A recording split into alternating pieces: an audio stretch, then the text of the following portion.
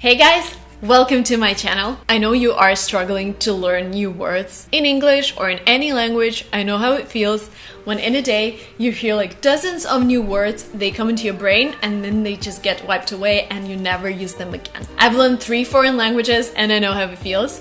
So today, I'm going to talk about methods that are going to help you memorize the words, and actually with these methods you can learn thousands of new words in a day. So if you're interested, please continue watching this video.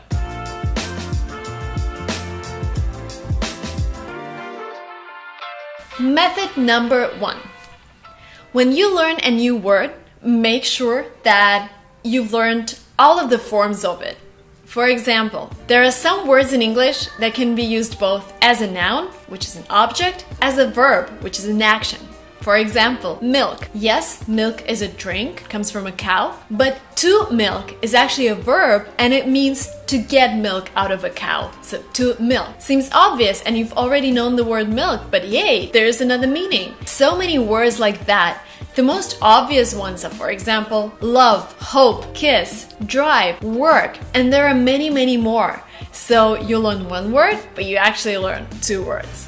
Number 2, there are words that end with T-I-O-N, for example, ambition. Guess what? In many languages, especially across Europe and maybe South America, they might sound completely the same. For example, ambition, Spanish, ambición. Correct me if I'm wrong, I've never learned Spanish, but I'm trying for you guys. I know there are a lot of Spanish speakers watching. Ambición in German, ambizione in Italian. Basically, these words are gonna sound pretty much the same. Other words that I can use: motivation, motivación, motivazione, dissertation, profession, portion, intonation, convention, sanction, and many other words. Write down the list of them, they're all gonna be the same. So the trick is, all the words that end with T-I-O-N in English are gonna sound pretty much the same in your language. Number 3, oh my god, is my favorite. Whenever you learn a new word, Google it first and go to the images section. You know why? Because sometimes you're gonna see pictures that are gonna remind you of characters or things you've seen before and you've named before, and they're just the same as the word that you're learning. For example, spear, which is a weapon. Hello, Britney Spears has the same last name, and I've actually used the word spear like thousands of times in my life because I love Britney Spears. Another word is beetle, and beetle is the small bug that can bite you, that flies, whatever, a beetle. And the first thing that comes to my mind, and that Google will show you, is New Beetle car by Volkswagen. The car, this small nice car, you know, there was this computer game when I was like 10 years old and you ran away from like police in Chicago. So they always used Volkswagen New Beetle. And yes, hello, I've been using this word for like hundreds of times in my life. Another great example is Gosling, and Gosling is a baby goose. And yes, Ryan Gosling, hello, Ryan Baby Goose. You will remember this forever. Method number 4. What you need to remember is that words in English have several meanings, and those meanings can be completely different, so make sure you learn at least 2 or 3 of those meanings. For example, the word to fire. To fire means to let somebody go, for example, an employee. You're fired. At the same time, the noun fire, you know, flames, all of that. If we talk about a word date, so to date means to go out with a loved one or with a person you really fancy, then a date itself is an action when you go out with somebody you love. Date is also this fruit or berry, whatever. They sell a lot of them, like a fig, a date. And there is another meaning. A date can be a day in a calendar. Again, you have like this word, but you actually have 4 different words. Another example is to miss, and to miss means miss a bus. When you lost the bus, it is gone. When you miss somebody, you really long to see them, and Miss is a girl, so Miss Marina Mogilko, for example. Number 5, one of the easiest ones, because there are so many words that sound pretty much the same in every single language, and you don't even need to translate or adjust them or whatever. You just pronounce them in an American way or pronounce them in a British way, whatever you want to sound. For example, aquarium. In Russian it's aquarium. In German it's aquarium. In French, I don't know, aquarium?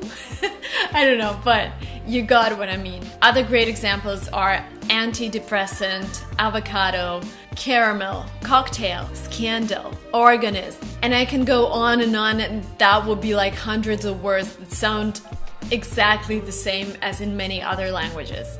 Another very important Are you recording? Yeah. Another very important rule when it comes to learning new words is having this safety net, and this is the way I define 100 most commonly used words in the English language. And if you know, I have released a video about those 100 words. If you know those 100 words, you actually know 50% of all written English, and those words include I, me, her, female, government, and there are hundreds of those. Please watch the video if you haven't watched it yet, and please write down all of those words, and they're gonna be really useful for you because you're gonna feel safer, you're gonna feel more relaxed when you have them because they just help you form your speech. Rule number 7.